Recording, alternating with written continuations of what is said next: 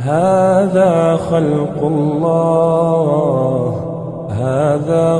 الله فأروني ماذا خلق الذين من دونه بل الظالمون في ضلال مبين.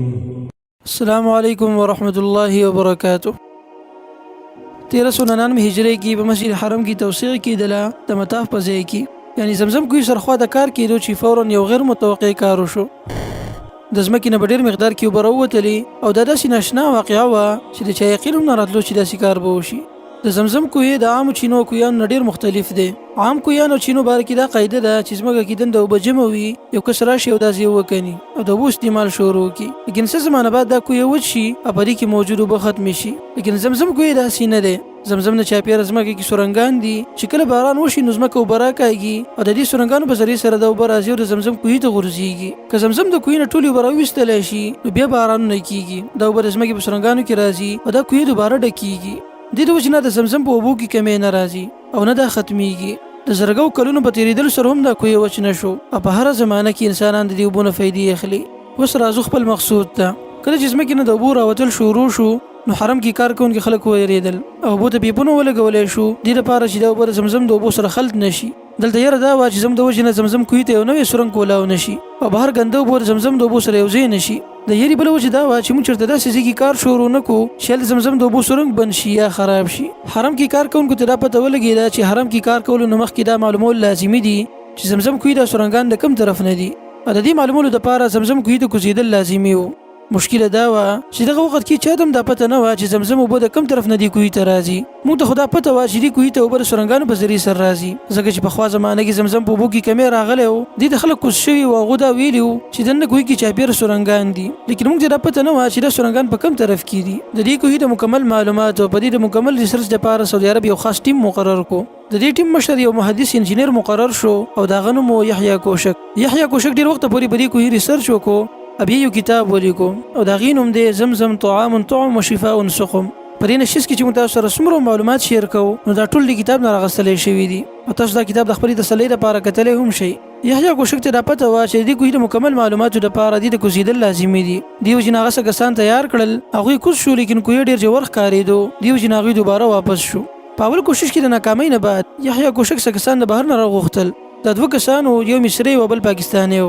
د دې کسانو د کوزېدو نه مخکې د کوی ناپ واخیستلی شو چې دا څومره ژور دی. نو پته ولګېده چې د دې کوی ژوروالی 19.5 میټره پورې دی. دا دواړه کسان کوی ته کوز شو او دیوالونه وکتلی شو، نو پته ولګېده چې هغه ښه برابر دي او په دې کې کاڼي لګېدلې دي. دوی لاندې روانو نو دوه سرنګانې ولیدل چې د هغې په ذریعې سره اوبه راتللې کوی ته. دوی د سمت معلومولو دپاره ګړۍ راوویسته، دې دپاره چې د دې سرنګانو سمت معلوم کړی شي چې دا د کوم طرف نه راځي. په کوی کې دنده سمتونو معلومولو ګران کار دی، دې وجې نه دوی د ځان سره د سمتونو معلومولو دپاره اله راوړې وه، لیکن ناشنا خبره دا وه چې دې الې کار نه کو. د دې ستنه ورپسې نه ودرېده او مسلسل به خوځېده. دوی د کوی نه بهر ته راووتل او نور خلکو ته یې خبر ورکړو. هغوی دا سوچ وکړو چې کېدای شي دا اله خرابه وي، دې وجې نه هغوی دوی له یو بله اله ورکړه. دوی دوباره دنده ورغلل او د سمتونو معلومولو کوشش یې وکړو، لیکن دې الې هم کار نه کو. دې کسانو دا فیصله وکړه چې د کوی ویښته کوزېدل غواړي نو دوی ښکته طرف ته ور روان شو. کله چې دوی ویښته ورسېدل نو وجه ورته معلومه شوه چې دا اله ولې کار نه کوي. د کوی په ویښ کې اوسپنې، لرګي، لوښي او قسمه قسم څیزونه د ډېرې زمانې نه په دې کې پراته وو. په دې ځای کې د اوسپنې لوښي پراته وو او دې له وجې نه به دې الې کار نه کو او د دې راستنه به په ځای نه ودرېده. دا کسان دوباره کوی ته کوز شو او ځان سره یې کیمرې هم کوزې کړې. په دې کیمرو سره دیوالونه ښه وکتلی شو او پته ولګېده چې حرم کې کار د وجې نه هېڅ یو نوی سرنګ نه دی پیدا شوی او کوی په زوړ حالت کې دی. دې نه بعد دا فیصله وشوه چې دې کوی کې موجود ټول څیزونه بهر ته راویستل غواړي او د دې مکمل صفایي پکار ده. دې لپاره چې د کوی پوره تفتیش وشي او د سرنګانو سمت معلوم شي. لیکن ملګرو د دې کوی را صفا کول ډېر ګران کار و. دوی دا پلان جوړ کړی و چې یو کس به ښکته کوز شي او د بر نه به بوکه راکوزېږي، دې به هغه ډکوي او دا بوکه بیا بره ښکودی کېږي او بهر به خالي کېږي. لیکن ملګرو دا آسان کار نه و. اولنۍ مشکله دا راپېښه شوه چې دې کسان به ځان سره اکسیجن کوزوو او دې به نیمه ګنټې پورې کار کوو. بل طرف ته کوی هم ډېر ژور و، 10 منټه په کوزېدو کې لګېدل او 10 منټه په راختو کې. نو دې د وجې نه هر یو کس به په کوی کې صرف د 10 منټو پورې کار کولی شو، زیات نه. دې مشکل د حل لپاره د اکسیجن یو کنټینر راوړی شو، دې لپاره چې دې کسانو ته اکسیجن په ډېر مقدار کې میلاو شي او هر یو کس د ډېر وخته پورې کار وکړي، دې لپاره چې کوی زر صفا شي. لیکن ملګرو دا اکسیجن کم چې بل کنټینر په ذریعہ سره دوی ته رسیدو دا به صفا نه و. دوی چې به کوم ساه غستو نو دې سره به دوی حلق سوځېدو. دې وجې نه دوی به په هېڅ کله په ډېر مقدار کې دې لپاره چې دا سوزش کم کړي. دویمه مشکله دا وه چې کوهی ډېر تنګ و. یو وخت کې دوه کسانو په دې کې کار نه شو کولی. دې مشکل د حل لپاره به دوی د اکسیجن کنټینر ځان سره لاندې کوزو. هغه به یو طرف ته کېښودو او د بوکي د تار نه به یې بچ کوو. خلاصه دا ده چې د دې کوهي صفا کول ډېر ګران کار و. بالاخر کوهی صفا شو او ټول ګندونه بهر ته راویستی شو. په دې صفایي سره د زمزم هغه حقیقي ژوروالی ښکاره شو. صفایي نه مخکې چې کم نه اخیستی شوی و نو هغه 19.5 میټره پورې و. لیکن صفایي نه بعد د کوهي ژوروالی 30 میټر ته ورسېدو. یعنې تقریبا د کوهي دریمه حصه ټوله د لوښو لرګونه ډکه وه. په دې صفایي سره د کوهي هغه صحیح شکل ښکاره شو. کوهي داسې و چې اوله کې یو حده پورې ښه سیده و، لیکن آخر یو ځای داسې راتلو چې هلته کوهي بل طرف ته کوږ شوی و. لیکن دلته سوال دا پیدا کېږي چې دا کوهي ولې داسې و؟ جواب دا دی چې پخوا زمانه کې یو وخت داسې راغلی و چې په دې کوهي کې اوبه کمې شوې وې. دغه زمانې خلک راولګېدل کوهي د لاندې نه نور وکنو. د هغوی دا خیال و چې په کنستو سره په کوهي کې نورې اوبه راښکاره شي. دوی کنستل کول، لیکن د دوی مخې د سکمران راښکاره شو. دوی هلته کنستل نه شو کولی. دې د وجې نه هغوی بل طرف ته کنستل شروع کړو. په دې سره د کوهي په صورت کې تبدیلي راغله. اوس کوهي په داسې شکل کې دی. د دې یو حصه په خاوره کې ده، بل حصه په کاڼو کې. د کوهي نه چې کوم بهر ته راویستلی شوي وو دا کم لوښي وو او په دې کې څه شامل وو. یحیی کوشکدار څخه په تفصیل سره په خپل کتاب کې لیکلي دي. د کوهي نه راویستلی شوي سامانونه ډېر زیات وو. په دې کې د خاورو لوښي، د لرګو لوښي، دغه شان د کاڼو نه جوړ شوي لوښي پکې پراته وو. دې نه علاوه ډېر سکې پکې هم پرتې وې د مختلفو ملکونو، لکه د سلطنت عثماني د زمانې سکې پکې پرتې وې، د سعودي عرب سکې، د سرو زرو سکې او دغه شان د برطانیې سکې پکې هم موجود وې. ډېر پیپونه، رسۍ، لوښي، دغه شان اوبو د راویستلو آلات، د لرګو د وسپنو. دین علاوه نور ناشنا سیزونه پکې مو، لکه کاڼي او لرګي پکې پراته وو او خلکو په هغې باندې خپل نومونه دعاګانې لیکلې وې. نو ډېر کاڼي او لرګي پکې داسې وو چې خلکو په هغې باندې لیکل کړي وو. دین علاوه نور د پلاستیکو بوتلې، د واسلینو ډبي، چینکونه، د رانجو بوتلې، چشمې، پیپونه، غاښونه او د بیزو ښکرې پکې په ډېر مقدار کې موجود وې.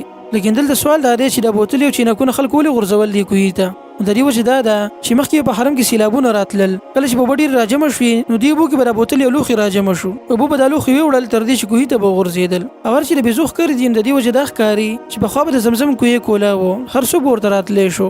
نو خلکو به ورته دا غورځول د جادو دپاره، یا کېدای شي چې دوی په بل نیت باندې دا کار کوو. لیکن ښه خبره دا ده چې کوهی اوس صفا دی او د دې اوبه ښه په صحیح صفا حالت کې موجود دي. زمزم د کوهي د صفایي او ټول کارونه د شعبان په میاشت کې شوي وو په 1399 هجري کې. لیکن په دې وخت کې زمزم باندې کار ودرېدو. د دې نه چاپېره په حرم کې نور کار شروع شو. دې کوهي باندې د دوباره کار کولو اراده وشوه، لیکن دغه وخت کې یو واقعه راپېښه شوه او د هغې د وجې نه په حرم کې کار په ځای ودرېدو. د محرم میاشت 1400 هجري کې څه خلکو د جوهیمان العتیبي په قیادت کې په حرم باندې قبضه وکړله. دې جنګ د وجې نه حرم کې ټول کارونه په ځای ودرېدل او د دې حملې د وجې نه په حرم باندې بجلي بنده کړې شوه. حرم کې موجود جنریټرې بندې شوې او هغه اوبه کوم چې مطاف کې راوتلې وي د کار په دوران کې هغه اوبه بهر ته راووتلې په ډېر مقدار کې چاپېره خورې شوې. حرم د اوبو نه ډک شو او زمزم کوهی په اوبو کې پټ شو. کله چې جوهیمان العتیبي ونیولی شو او حرم د هغوی د قبضې نه آزاد شو نو دوباره په حرم باندې کار شروع شو او هغه اوبه کوم چې بهر ته راوتلې وي هغې د جنریټرې ولګولی شوې. یحیی کوشک خپل کتاب کې لیکلي دي د کار ټول سامانونه په اوبو کې پراته وو. دین علاوه اسلحې، مرمۍ او هر څه په ډېر مقدار کې خواره واره پراته وو. یحیی کوشک او د ده ملګرو د کوهي نه په اوبو راویستلو د دې په مکمل صفایي باندې فیصله وکړله. دې لپاره اوبو د جنریټرې ولګولی شوې او پیپونه اوبو ته کوز کړی شو او د کوهي نه ټولې اوبه بهر ته راویستلی شوې. چونکې د زمزم کوهي ټول خالي کېدو واله و، دې وجې نه دا ممکن شوه چې زمزم کوهي نه تصویران واخیستلی شي. نو زمزم د کوهي نه تصویران واخیستلی شو او تاریخ کې په اولني ځل کوهي د دندې نه وکتلی شو. زمزم کوهي نه ټولې اوبه بهر ته راویستلی شوې او د دې نه تصویران واخیستلی شو. په اولني ځل عوامو د زمزم کوهي مشاهده وکړله. کوهي پوره وکتلی شو او پته ولګېده چې دې کوهي ته 2 غټ سرنګان راغلي دي. یو سرنګ د کعبې د طرف نه دی او بل د جبل ابن ابي قبیس ته طرفه. او د دې نه علاوه نور ډېر واړه واړه سرنګان شته دی او د هغې په ذریعې سره هم کوهي ته اوبه راځي. 3 ورځو پورې مسلسل د کوهي نه اوبه راویستلی شوې، د دې دیوالونه صفا کړی شو او نن سبا چې موږ تاسو ته کمې اوبه میلاویږي هغه بالکل صفا حالت کې دي.